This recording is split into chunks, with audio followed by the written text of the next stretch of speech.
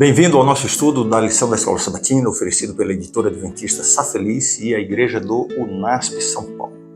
O tema desta semana é aos mais pequeninos irmãos. O verso para memorizar, São Mateus 25, 34. Então o rei dirá aos que estiverem à sua direita: venham benditos de meu Pai, venham a herdar o reino que está preparado para vocês desde a fundação do mundo. A Bíblia é insistente a respeito do dever que o povo de Deus tem de ajudar os menos favorecidos. Frequentemente essas pessoas são identificadas na Bíblia como órfãos, as viúvas, os estrangeiros. Naquele contexto sociocultural, essas categorias dependiam muito da ajuda das pessoas para a sua sobrevivência. Ainda hoje temos essas pessoas em nosso meio. Não são apenas os estrangeiros, viúvas e órfãos no sentido literal. Os refugiados de guerras, de tragédias, os que estão longe de casa e da família por outras razões, são os estrangeiros de hoje. Existem viúvas de marido vivo, mulheres que não recebem o amparo e o sustento por parte do marido. As crianças, mesmo que tenham pais vivos, mas que vivem abandonadas ou relegadas ao seu próprio cuidado. A igreja tem o dever de olhar para essas pessoas e oferecer a atenção e o cuidado que necessitam. Como veremos nesta semana, por sermos gestores dos negócios de Deus, ajudar os pobres não é apenas uma opção. Devemos seguir o exemplo de Jesus e obedecer às suas ordens.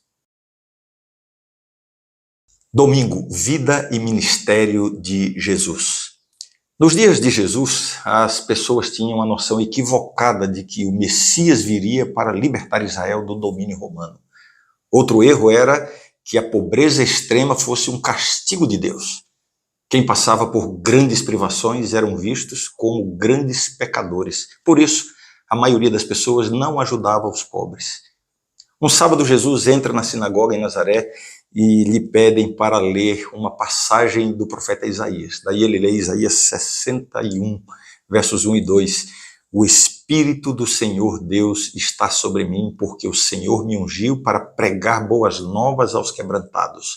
Enviou-me a curar os quebrantados de coração, a proclamar libertação aos cativos e a pôr em liberdade os algemados, a apregoar o ano aceitável do Senhor e o dia da vingança do nosso Deus, a consolar todos os que choram. Quando ele terminou a leitura, ele disse: hoje se cumpriu essa escritura. Com isso, ele estava afirmando que o Filho de Deus veio para diminuir a dor dos sofredores. O amor de Jesus pelos pobres foi uma das maiores evidências de sua identidade como o Messias prometido. A verdadeira religião é revestida de bondade, generosidade e empatia. Tiago definiu muito bem isso quando ele escreveu em Tiago 1, 27.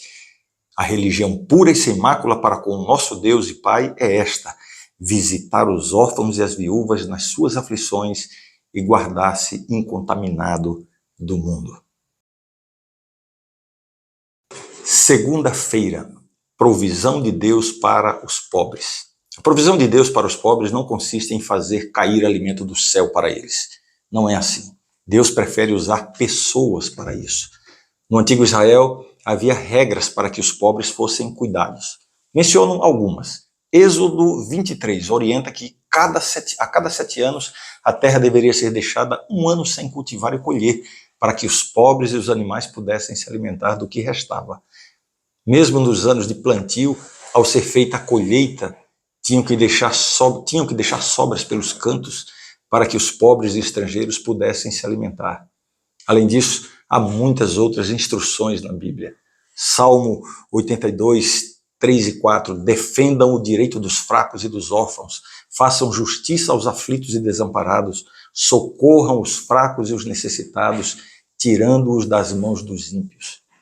Provérbios 28, 7, quem dá aos pobres não passará necessidade. Provérbios 29, 14, o rei que julga os pobres segundo a verdade firmará o seu trono para sempre.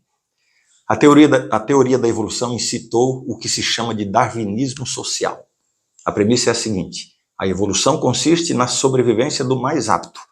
Essa filosofia incutiu em muitas pessoas a ideia de que não se deve ajudar os pobres. Esse é um processo natural de evolução a fim de que desapareçam. Que diferença para o que a Bíblia ensina, não? Agora pense sobre isso e faça alguma coisa aí onde você está, no seu contexto, com as pessoas que estão à sua volta. Terça-feira, o jovem rico. O jovem rico fez a Jesus a mais importante pergunta: que devo fazer para alcançar a vida eterna? O intrigante é que Jesus não respondeu diretamente. Primeiro falou sobre a importância dos mandamentos, depois ordenou que ele vendesse os seus bens e desse o dinheiro aos pobres e então o seguisse. Nada disso responde à pergunta. Ninguém é salvo pela obediência à lei e ninguém compra a salvação dando dinheiro aos pobres. Mas Jesus sabia o que o estava impedindo de ser salvo. Ele estava tão apegado ao dinheiro que Deus estava em segundo plano na sua vida.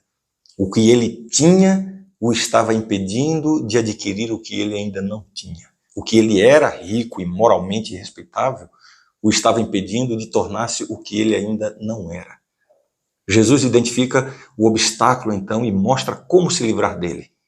Mas ele amou mais as riquezas do que a Deus.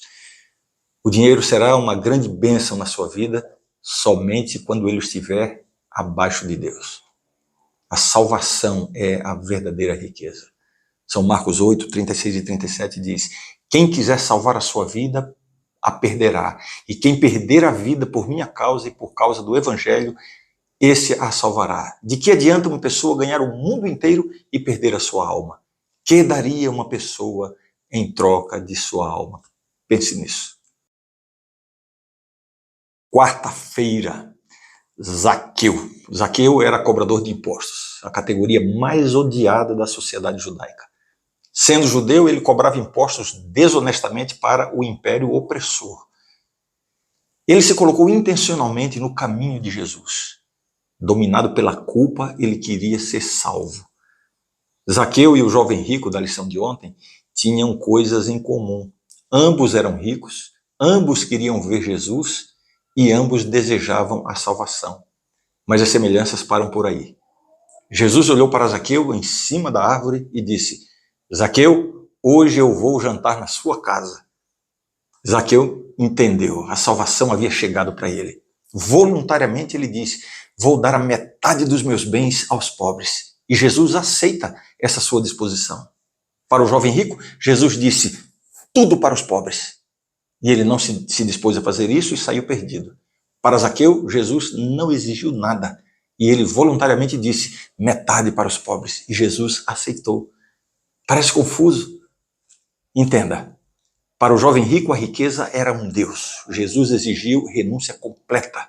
Para Zaqueu, não. Jesus não exigiu que ele se livrasse da sua riqueza. Na história do jovem rico, as pessoas pensaram que seria impossível um rico ser salvo. Jesus respondeu que para Deus nada é impossível.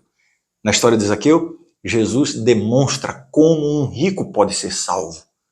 A lição para nós hoje: não permita que o seu dinheiro seja um tropeço para a sua entrada no céu. Quinta-feira, considere Jó. Jó 1:8. Observaste o meu servo Jó, porque ninguém há na terra semelhante a ele, homem íntegro e reto, temente a Deus e que se desvia do mal. Esta foi a descrição que Deus fez de Jó, um homem íntegro. Agora eu lhe pergunto: quanto vale a sua integridade? Qual é o seu preço? Dizem por aí que todo homem tem um preço. A integridade de Jó não tinha preço. Depois de perder os filhos e toda a sua fazenda, Deus reafirma a sua integridade. Ele conserva a sua integridade, embora me incitasses contra ele, disse Deus, capítulo 2, verso 3. Agora Satanás ataca a saúde de Jó e o acomete de uma terrível enfermidade, mas ele continua fiel a Deus. Sua mulher diz: ainda conservas a tua integridade? Em outras palavras, qual é o seu preço? A integridade de Jó incluía o cuidado com os necessitados, sabia disso?